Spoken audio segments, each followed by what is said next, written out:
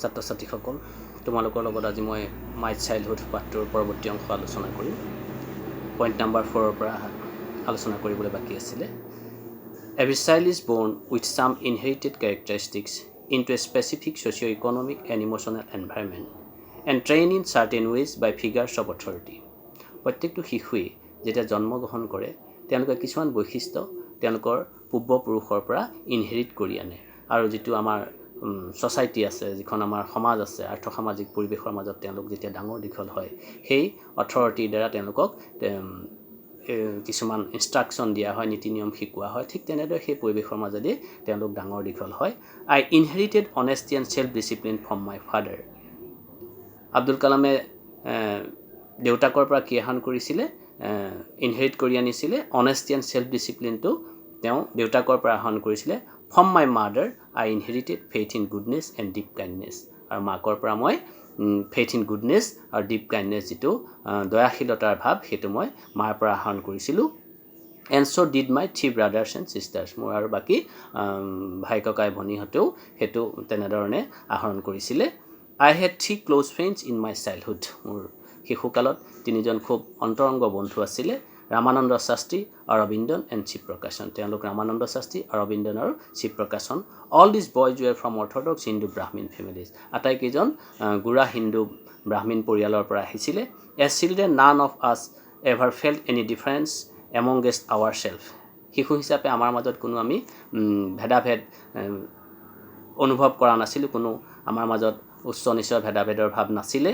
Because of our religious differences and upbringing. যদিও বা আমি বেলেগ বেলেগ সম্প্ৰদায় আছিলোঁ, বেলেগ বেলেগ ধৰ্মাৱলম্বী আছিলোঁ, তথাপি আমাৰ মাজত কোনো ধৰণৰ বিভেদ ভাৱ, কোনো ধৰণৰ হীনমান্যতাৰ ভাৱ, উচ্চ নিচৰ ভাৱ আমাৰ মাজত নাছিলে। In fact Ramanand Shastri was born of son of Pakshi Lakshmana Shastri, the high priest of the Rameswaram temple. মোৰ যিজন বন্ধু ৰামানন্দ শাস্ত্ৰী আছিলে, তেওঁ ৰামেশ্বৰম টেম্পুলৰ লক্ষ্মণ শাস্ত্ৰীৰ ল'ৰা আছিলে। যে লক্ষ্মণ শাস্ত্ৰী আছিলে ৰামেশ্বৰম টেম্পুলৰ ডাঙৰ পুৰোহিত আছিলে, প্ৰধান পুৰোহিত আছিলে। Later he took over the priesthood of the Rameswaram temple from his father. পৰৱৰ্তী কালত তেওঁ এই ৰামেশ্বৰম টেম্পুলৰ পূজাৰীৰ দায়িত্ব তেওঁ দেউতাকৰ পৰা লৈছিলে। Aravindan went in to the business of arranging transport for visiting pilgrims. অৰবিন্দনে এটা ব্যৱসায় আৰম্ভ কৰিছিলে, সেইটো হৈছিলে তেওঁ তীৰ্থযাত্ৰীসকলক সেই ৰামেশ্বৰম টেম্পুললৈ অনা নিয়া কৰাৰ যিটো ট্ৰেন্সপৰ্টৰ যাতায়াতৰ ব্যৱস্থা কৰি দিব লাগে, সেই ব্যৱসায়টো অৰবিন্দনে আৰম্ভ কৰিছিলে। And Sivaprakasan became a catering contractor for the southern railways. আৰু শিৱপ্ৰকাশন চাউদাৰ্ণ ৰেলৱেৰ কেটাৰিং কণ্ট্ৰেক্টৰ হৈছিলে। During the annual Shri Sitarama Kalyanam ceremony our family used to arrange boats with a special platform for carrying idols of the Lord from the temple to the marriage site. যিটো বাৰ্ষিক Sita Ram Kalyanam ceremony হয়, যিটো marriage ceremony হয়, আৰু সেই চেৰিমনিত সেই অনুষ্ঠানলৈ ৰামেশ্বৰম টেম্পুলৰ পৰা ভগৱান প্ৰভু ৰামচন্দ্ৰৰ যিটো মূৰ্তি, সেই মূৰ্তি আনিবৰ কাৰণে আমাৰ পৰিয়ালে ব'টৰ ব্যৱস্থা কৰিছিলে। ক'ৰ পৰা আনিবলৈ? মন্দিৰৰ পৰা সেই মেৰিয়েজ ছাইটলৈ আনিবৰ কাৰণে ব'টৰ ব্যৱস্থা কৰিছিলে। Situated in the middle of the pond called Ramatirtha which was near our house. ক'ত অৱস্থিত আছিলে সেই মেৰিয়েজ ছাইটটো? জেগাকণৰ নাম আছিলে ৰামতীৰ্থ। তেওঁলোকৰ আব্দুল কালামৰ ঘৰৰ কাষতে আছিলে। Events from the Ramayan and from the life of the prophet were the bedtime stories my mother and grandmother would tell the children in our family. আমাৰ পৰিয়ালত মোৰ মা আৰু আইতাই আমাৰ ল'ৰা ছোৱালীবিলাকক যেতিয়া শোৱাৰ সময়ত সাধু কৈছিলে, সেই প্ৰফেট ৰামচন্দ্ৰ তথা ৰামায়ণৰ বিভিন্ন কাহিনী আমাক শুনাইছিলে।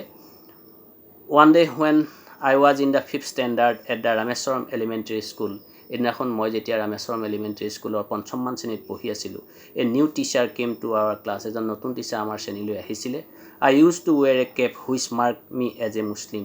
মই সদায় এটা টুপি পৰিধান কৰিছিলোঁ, যিটোৱে মোক এজন মুছলিম ল'ৰা বুলি চিহ্নিত কৰিছিলে। And I always sat in the front row next to Ramanand Shastri who wore the sacred thread. মই সদায় প্ৰথম বেঞ্চত ৰামানন্দ শাস্ত্ৰীৰ কাষতে বহিছিলোঁ, আৰু ৰামানন্দ শাস্ত্ৰীয়ে এটা লগুণ পৰিধান কৰিছিলে। The new teacher would not stomach a Hindu Christian sitting with a Muslim boy. In accordance with our social ranking as the new teacher saw it, I was asked to go and sit on the backbench. সেই নতুন শিক্ষকজনে এজন মুছলিম ল'ৰা এজন পুৰোহিতৰ ল'ৰাৰ লগত একেলগে বহাটো তেওঁ সহ্য কৰিব পৰা নাছিলে, তেওঁ হজম হোৱা নাছিলে আৰু তেওঁ মোক পিছৰ বেঞ্চলৈ যাবলৈ কৈছিলে। I felt very sad, মই বৰ দুখ পাইছিলোঁ। And so did Ramananda Shastri, আৰু ৰামানন্দ শাস্ত্ৰীয়ে ঠিক মোৰ নিচিনাকৈ দুখ পাইছিলে। He looked utterly downcast as I shifted to my seat in the last row. The image of him weeping when I shifted to the last row left a lasting impression on me. আৰু সেই মুহূৰ্তটো মই যেতিয়া উঠি গৈছিলোঁ, যেতিয়া ৰামানন্দ শাস্ত্ৰীয়ে খুব দুখ মনেৰে চাইছিলে, সেই তেওঁ যিটো মুখৰ অভিব্যক্তি আছিলে, সেই অভিব্যক্তিটো গোটেই জীৱনভৰ মোৰ এতিয়াও সজীৱ হৈ আছে। After school, we went home and told our respective parents. School শেষ হোৱাৰ পিছত আমি ঘৰলৈ গ'লোঁ আৰু এই গোটেই ঘটনাটো আমাৰ নিজা নিজা পেৰেণ্টছক আমি ক'লোঁগৈ। About the incident, Lakshmana Shastri summoned the teacher and in our presence told the teacher that he should not spread the poison of social inequality and communal intolerance in the minds of innocent children.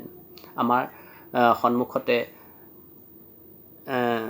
Lakshman শাস্ত্ৰীয়ে সেই শিক্ষকজনক মাতি আনিলে, মাতি আনি পেলাই তেওঁক ক'লে যে এই শিশুসকলৰ মনত আপুনি যিটো আমাৰ ধৰ্মীয় অসহিষ্ণুতা, সামাজিক যিটো হীনমান্যতা, এনেধৰণৰ বিষবাষ্পবিলাক এই ল'ৰা ছোৱালীৰ মনত আপুনি নুসুমুৱাব। He bluntly asked the teacher, তেওঁ বৰ খঙেৰে বৰ জোৰকৈ শিক্ষকজনক ক'লে, to either apologize or quit the school and the island. হয় তেওঁ ক্ষমা খোজক, নহয় তেওঁ এই আইলেণ্ড এৰি, এই স্কুল এৰি তেওঁ ইয়াৰ পৰা গুচি যাওক। Not only did the teacher regret his behavior, but the strong sense of conviction Lakshmana Shastri conveyed ultimately reformed this young teacher. সেই যিটো ঘটনা হ'ল, সেই ঘটনাটোৰ পৰা সেই শিক্ষকজনে কেৱল দুখ প্ৰকাশেই কৰা নাছিলে, তেওঁ যি যে ভুল হৈছিলে, তেওঁ সেই যে তেওঁ ভুল অনুভৱ কৰাই নহয়, তেওঁক নিজকে সংশোধন কৰিলে। পৰৱৰ্তী পৰ্যায়ত তেওঁ সেই মনৰ পৰা সেই ভাৱবিলাক আঁতৰাই তেওঁ এজন মনত কোনো ধৰণৰ হীনমান্যতাৰ ভাৱ নথকা, কোনো ধৰণৰ ধৰ্মীয় ভেদাভেদৰ ভাৱ নথকা এজন মানুহলৈ তেওঁক পৰিৱৰ্তিত কৰিলে।